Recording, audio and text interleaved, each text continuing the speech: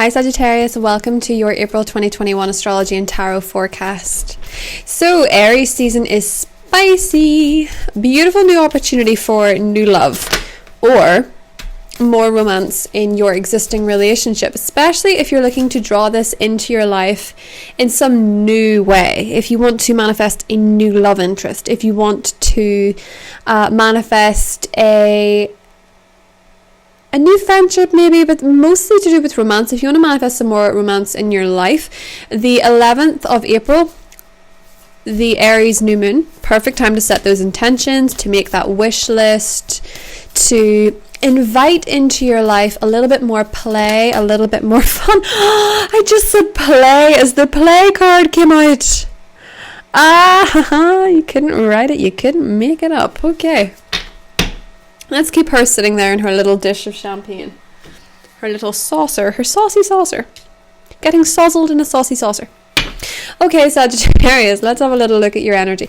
So, April, as I say, oh my goodness. The lovers.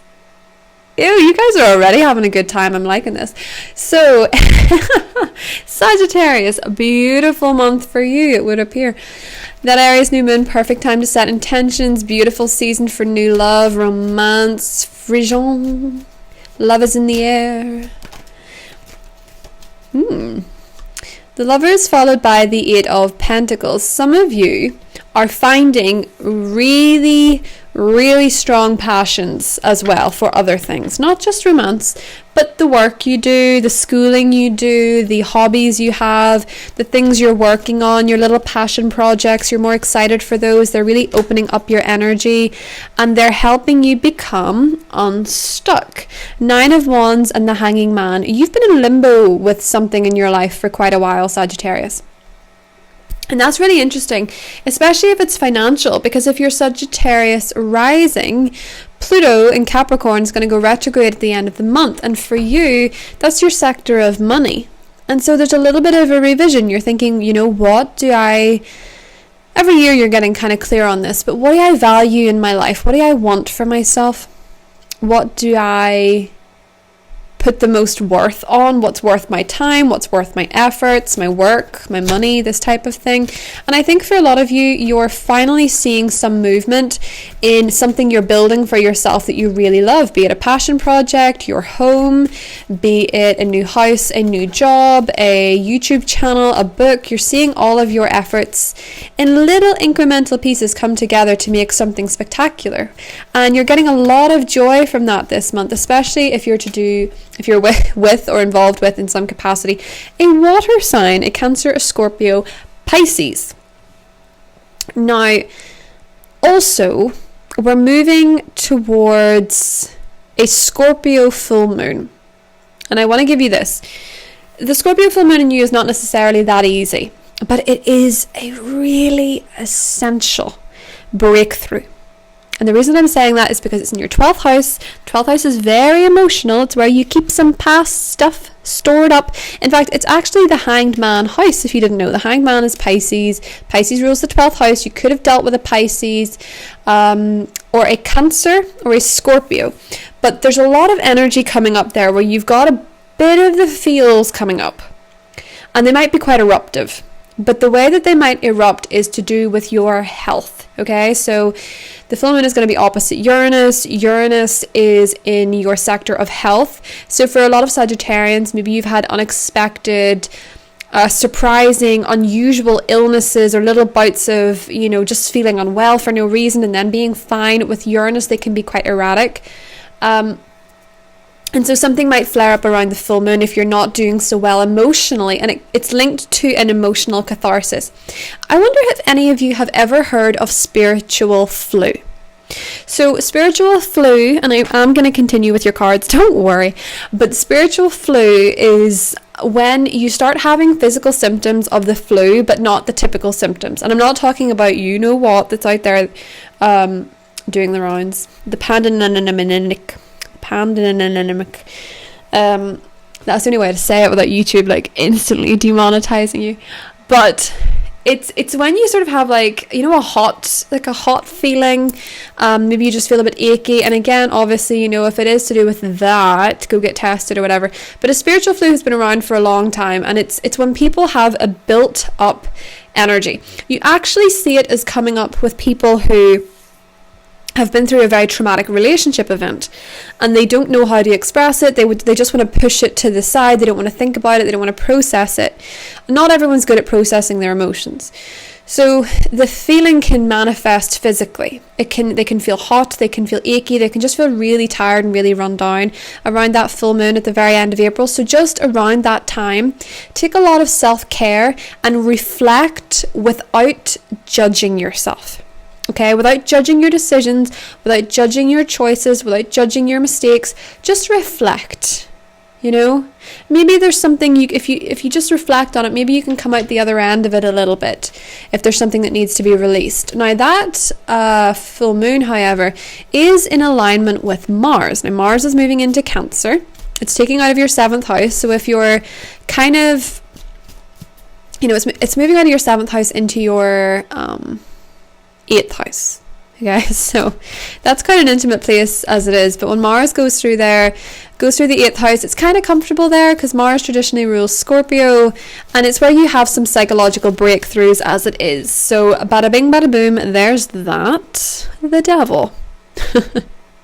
Any emotions that you've been obsessive over, or maybe your emotions have been manifesting as compulsions.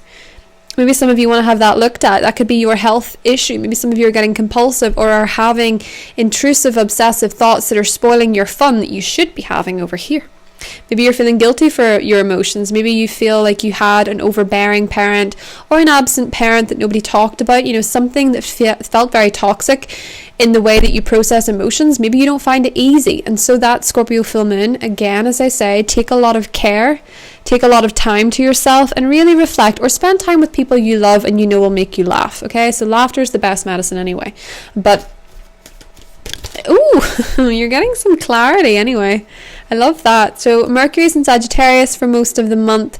You'll find it a lot easier to have discussions because it's in a fire sign energy. You can talk about things, you can discuss things a little bit better.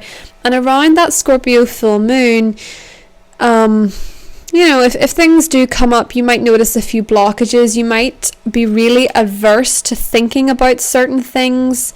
Maybe those are exactly what you need to overcome. You know, maybe you can't see how far you've come. The Death card and the Two of Swords is when you don't see your own progress, you don't see your own change, you don't see how much you've done, how much you've grown, and how much certain experiences, as sucky as they were, especially if they were endings of something that lasted a very long time, it has developed you and it's grown you. And I'm not saying that the things that were awful are good things, but they've definitely made you a kinder person. Not that you weren't kind before, but that's an example you could use. Maybe something that really hurt you, that really disappointed you, made you kinder, or maybe it made you more thoughtful. Think of that whenever you're letting some intrusive thought or some fear from the past spoil your fun. That's where your emotions start to get really nice, and that's where you welcome in love. That's where you welcome in romance. That's where you welcome in the next chapter of fun, of excitement, of emotions bubbling over. Maybe many opportunities for love. Maybe many opportunities for happiness. Maybe somebody in your life. Maybe you're getting that happiness through your children, what they're experiencing. 5th house can be children. Maybe they're in relationships that you're really happy about now. Maybe they've escaped a toxic ex or a toxic way of living. Maybe they're having children. Maybe you're going to become a grandparent. Maybe there will be something in April that you can really look forward to that's going to make your heart jump for joy. There's something that is playful, it's fun, it's celebratory, it's exciting. And maybe some of you are absolutely head over heels for a water sign, Scorpio, Cancer, Pisces. If you are, we'll talk about them in the extended too. But for now, let's have a little look. If you're involved in some kind of conversation this month, somewhere where you can really express yourself, that's going to be important for your love life. Because Saturn is in your 3rd house of communication, so is Jupiter. And both of them are making harmonious aspects Very harmonious aspects to your partnership sector, because Mars is in your partnership sector for quite a lot of the month, right up until that full moon. So what's that? If you're in a relationship that's rocky, and I mean rocky as in you're just disagreeing about certain things, or you're in a partnership that's maybe hit a bit of a wall, there's something that you can do, there's something you can learn. People, you could have known them for your whole life and you can still learn something new about them. This is saying keep going and have a little bit of a perspective shift if you can see things from their perspective. If, however, they're this toxic person that the devil is representing, where they're not trustworthy, they're not nice, they're not kind, whatever this is that is the devil for you, that Ace of Swords is giving you the truth of the matter, and that Scorpio full moon is not really going to let many things escape that are unhealthy. It's a bit ruthless, I have to be honest. Scorpio is a bit ruthless as an energy. Especially for you guys, because it is the 12th house. It is. It is a house that can end what's not working for you. See it here. But what comes at the end of an ending? A new beginning. And maybe you can't see all the pieces coming together, but you feel refreshed, you feel revived, and some of you feel relieved. If something does end around the Scorpio full moon, it's leading to a new heart-based place for you. Something that you can feel more open with. Some of you are becoming more open with your feelings in general, which is good for you. Ace of Cups and the Seven of Cups.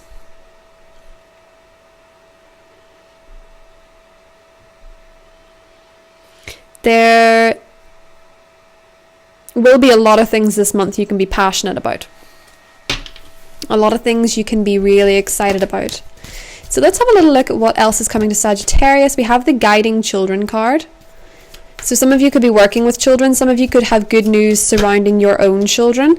We have the Arts, which is the 5th house. Some of you are going to be listening to music, getting into something artistic, painting, decorating, anything that makes you feel like an artist. And we also have Guardian and Start Delegating.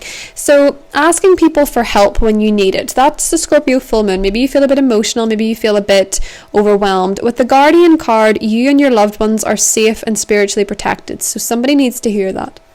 Somebody needs that reassurance that your loved ones are safe and protected. Possibly to do with your children as well. Maybe some of you need to ask your children to help more around the house if they live there, or you want to spend more time with them, or some of you are investing in a gifted child even with that the Arts card and Guiding Children. Some of you are teachers. If you are a teacher, this is going to be a really beautiful new start for you, that's going to have more opportunities for you to expand what you teach and make more money. Maybe some of you are coaches.